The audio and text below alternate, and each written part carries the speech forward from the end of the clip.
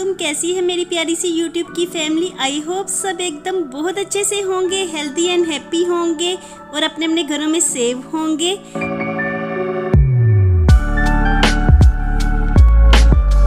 तो आज है थर्सडे और इस वक्त मॉर्निंग का टाइम है और मैं किचन में ब्रेकफास्ट बनाने की तैयारी कर रही हूँ। तो आज ब्रेकफास्ट में मैं ऑमलेट बना रही हूँ क्योंकि ऑमलेट खाने में हम सबको बहुत ही ज़्यादा पसंद है। तो जल्दी जल्दी से मैं ऑमलेट बनाने की तैयारी कर रही हूँ और यहाँ पे मैंने प्याज को चॉप कर लिया है और टमाटर को भी बारीक काट लिया है। तो सब चीज़ों को मैं चॉप करके ही ऐड करूँगी।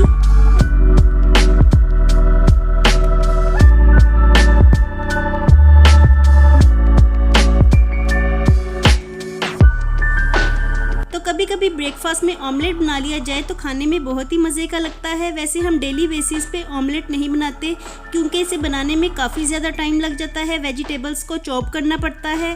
तो इसलिए डेली हम एग ब्रेड ही खा लेते हैं और आज मैं ऑमलेट बना रही हूँ काफ़ी दिनों के बाद।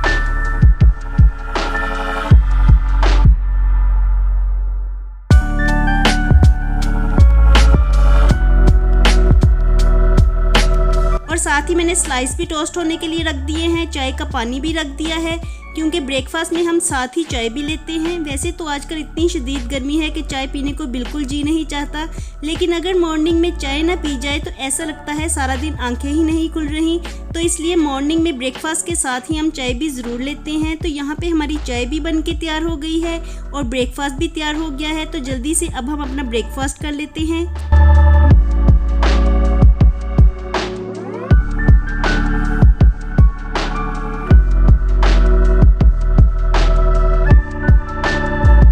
आजकल बच्चों की ऑनलाइन क्लासेस नहीं हो रही और साथ ही स्कूल से समर वेकेशंस भी हो गई हैं। तो बच्चों का जी चाहता है कि आजकल देरी से उठा जाए, लेकिन मैं उनको जल्दी उठा देती हूँ। इसलिए उनका मूड ऑफ था और उन्होंने बाहर मेरे साथ बैठ के ब्रेकफास्ट नहीं किया और वो रूम में ही बैठ के ब्रेकफास्ट कर रहे हैं। तो ऐसे अगर बच्चों की रूटीन को ख़राब कर दिया जाए तो फिर सारी समर वेकेशंस में बच्चों की यही रूटीन चलेगी और वो देर से ही उठेंगे। तो इसलिए मैं पुरानी ही रूटीन को फॉलो कर रही हूँ क्योंकि अगर वही रूटीन पे हम लोग चलेंगे तो बेहतर होगा और बच्चों की रूटीन भी सेट रहेगी।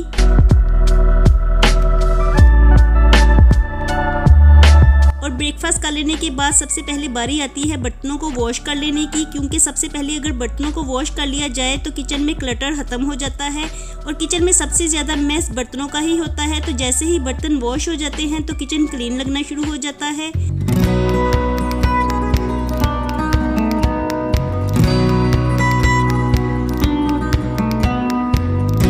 और इसके बाद बारी आती है काउंटर टॉप्स और स्टोव को साफ़ करने की।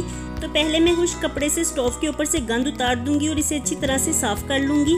और स्टोव को क्लीन करने के लिए मैं विम पाउडर का इस्तेमाल करती हूँ क्योंकि इसकी मदद से जो भी इसके ऊपर स्टेन्स होते हैं तो वो उतर जाते हैं।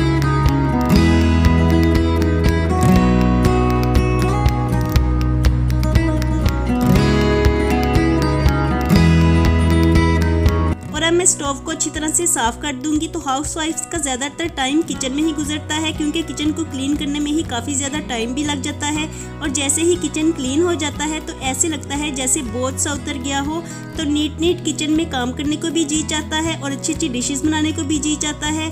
और मैं तो अपने किचन को सारा दिन ही नीट रखती हूँ। जैसे ही मैं किचन में कोई काम करती हूँ तो उसके फ़ौरन बाद ही मैं किचन को क्लीन कर लेती हूँ और काउंटर टॉप्स को भी साथ साथ ही साफ़ करती जाती हूँ। तो इस तरह मेरा किचन नीट ही रहता है।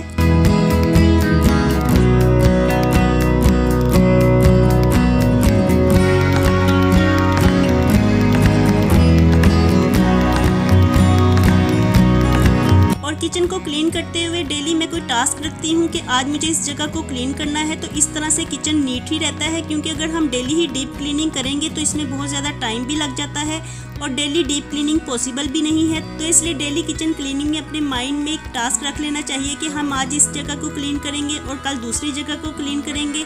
तो इस तरह स्लोली काम करने से किचन नीट ही रहता है और किचन में अगर कोई क्लटर हो तो वो भी ख़त्म हो जाता है। तो देखिए ये मेरा स्पाइसेस वाला दराज है और इसमें काफ़ी क्लटर हो रहा था और स्पाइसेस बॉक्स भी सारे उलट पलट पड़े हुए थे।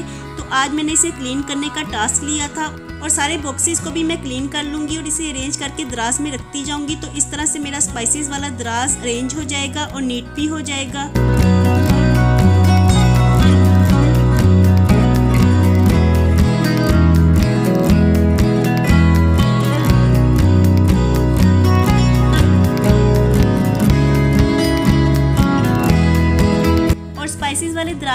मैं साफ़ कर रही थी तो इसमें काफ़ी ज़्यादा केचप के साशे निकले हैं। तो बाज़-औक़ात ऐसे होता है कि बर्गर्स और शवारमास वगैरह आते हैं, इसके अलावा पिज़्ज़ा आ जाता है तो इसके साथ केचप के साशे भी आ जाते हैं। तो इसको बेदहानी में ही मैं दराज में डालती जाती हूँ। तो इस तरह से काफ़ी ज़्यादा साशे इकट्ठे हो गए थे।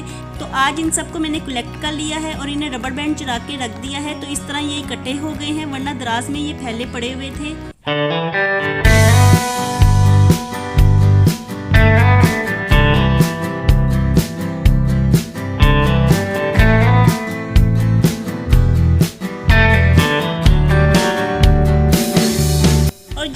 आम और लहसुनों का अचार डाला था तो वो अब अच्छे से तैयार हो गया था। तो काफ़ी दिनों से मेरा जी चाह रहा था कि अचार को टेस्ट करके देखें ये कैसा तैयार हुआ है। तो आज मैंने इसे अलहदा जार में निकाल लिया है, क्योंकि काफ़ी दफ़ा दिल चाहता है कि हम अचार को खाएं, लेकिन फिर आलस सा आ जाता है और हम अचार को निकालने में आलस कर जाते हैं। तो आज मैंने टाइम निकाल के अचार को जार में डाल लिया है, क्योंकि आज मैं लंच में काबली चनों का पुलाव बना रही हूँ। तो इसके लिए मैंने चनों को भी बॉयल कर लिया है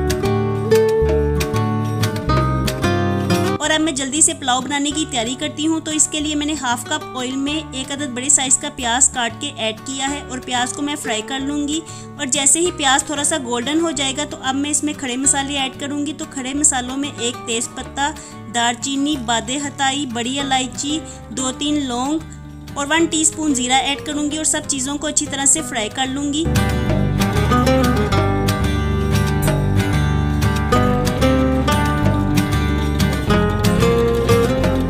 अब मैंने इसमें 1 गिलास पानी ऐड किया है और इसे ढक के प्याज सॉफ्ट हो जाने तक पका लूँगी। और जैसे ही प्याज सॉफ्ट हो जाएगा तो अब मैं इसमें स्पाइसेस ऐड करूँगी। तो स्पाइसेस में 1 टीस्पून नमक, 1 टीस्पून पिसी हुई सुरख मिर्च, 1 टीस्पून कुटी हुई लाल मिर्च और 2 अदद टमाटरों का पेस्ट ऐड करूँगी। और इसे ढक के टमाटर का पानी खुश्क हो जाने तक पका लूँगी, ताकि सब चीज़ें अच्छी तरह से सॉफ्ट भी हो जाएँ और टमाटर का पानी भी खुश्क हो जाए। और जैसे ही टमाटरों का पानी खुश्क हो जाएगा तो मैंने मसाले की भुनाई कर ली है और इसमें कटा हुआ अदरक भी ऐड किया है। और साथ ही मैं इसमें बॉईल किए हुए चने ऐड करूँगी और चने ऐड करने के बाद इसे भी 2-3 मिनट के लिए भून लूँगी। और अब मैंने 2 टेबलस्पून के बराबर अचार ऐड किया है। तो अचार ऐड करने से काबली चनों का पुलाव बिल्कुल देगी स्टाइल में तैयार होता है। और अब साथ ही मैं इसमें पानी ऐड करूँगी। तो ये वही पानी है जिसमें हमने चनों को बॉईल किया था। और अब मैं इसमें भिगोए हुए चावल ऐड कर दूंगी। तो चावलों को मैंने आधा घंटा पहले पानी में भिगो के रखा हुआ था। और चावल ऐड करने के बाद मैं नमक की मिकदार को पूरा करूंगी और साथ ही इसमें कटी हुई हरी मिर्चों को ऐड करूंगी। 1 टीस्पून गरम मसाला और 1 टीस्पून सिरका ऐड करूंगी। तो सिरका ऐड करने से चावल बहुत ही ज़्यादा खिले खिले पकते हैं और आपस में जुड़ते नहीं हैं। और मुझे तो खिले खिले चावल ही खाने में अच्छे लगते हैं। और अब अच्छी तरह से मिक्स करूंगी और इसमें दोबारा चम्मच नहीं लगाऊंगी, वरना चावल टूट जाते हैं। और जैसे ही चावलों का पानी खुश्क हो जाएगा तो अब मैंने इसके ऊपर येलो फूड कलर को ऐड किया है। और अब मैं इसे ढक के 10 से 12 मिनट के लिए दम पे रख दूंगी।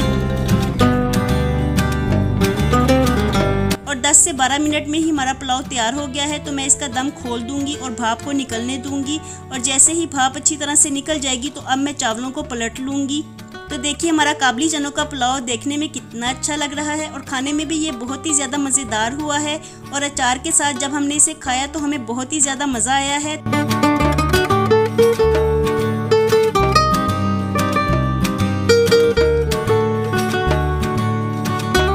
और अब मैं देख रही थी कि किचन की विंडो में स्पैरोज इकट्ठी हुई थी। तो ये यहाँ पानी पीने के लिए आती हैं और काफ़ी ज़्यादा स्पैरोज इकट्ठी हुई थी। लेकिन जब मैंने मोबाइल को उठाया तो वो डर के एकदम से उड़ गई और यहाँ पे 2 स्पैरोज ही बैठी रह गई।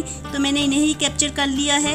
और ये यहाँ पानी पीने के लिए आती हैं। तो ये विंडो क्लोज है और यहाँ से कोई भी रास्ता नहीं है जहाँ के मैं इनको पानी दे सकूँ। तो इतनी शदीद गर्मी में बर्ड्स का भी ख्याल रखना चाहिए। वैसे मैंने टेरेस पे बर्ड्स के लिए पानी रखा हुआ है, लेकिन यहाँ पे पानी रखने की कोई भी जगह नहीं है।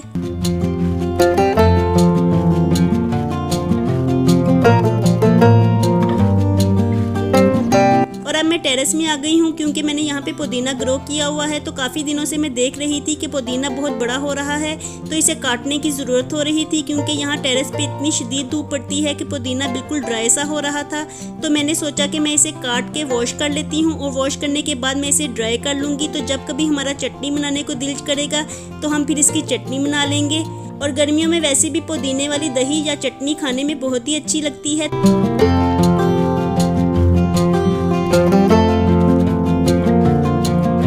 Hey guys, welcome back to channel. तो कैसे हो आप सभी? होपफुली सब एकदम बहुत अच्छे से होंगे, फिट फाट होंगे।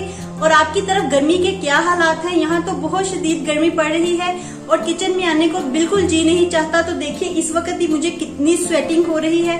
तो थोड़ी देर के लिए भी किचन में आते हैं तो बहुत ज्यादा गर्मी लगती है, जिसकी वजह से फिर कुछ भी करने को जी नहीं चाहता। तो आज मैंने दोपहर में काबली चनों का पुलाव बनाया था और वही हमने लंच में खाया है।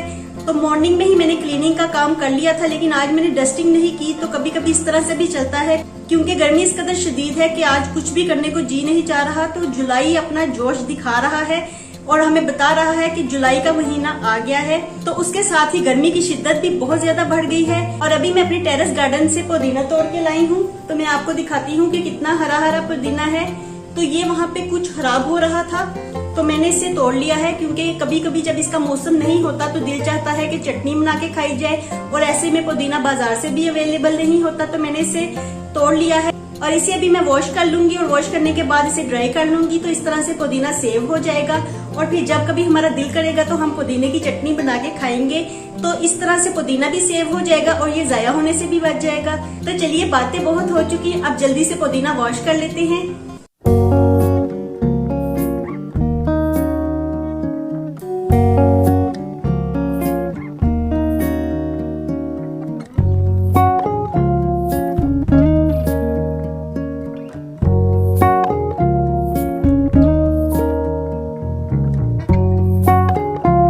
इस वक्त इवनिंग का टाइम है और इवनिंग तक के मेरे सारे काम कंप्लीट हो गए हैं। और अब किचन में जो भी बर्तन बिखरे हुए पड़े हुए हैं तो मैं उनको अरेंज करके उनकी जगह पे ही रख दूंगी, क्योंकि बर्तनों का मैस किचन में बहुत ही ज्यादा बुरा लगता है।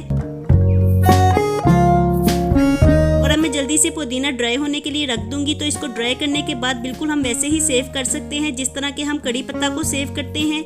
और अगर पुदीना घर में सेव पड़ा हो तो इसके बहुत ज्यादा फायदे भी होते हैं। कभी कभार चटनी भी बनाई जा सकती है और वैसे भी बच्चों के पेट में कभी दर्द भी हो जाता है। तो ऐसे में ड्राई पुदीना अगर घर में पड़ा हो तो उसका कहवा बना के भी बच्चों को दिया जा सकता है। तो यहाँ पे मैंने पुदीना ड्राई होने के लिए रख दिया है।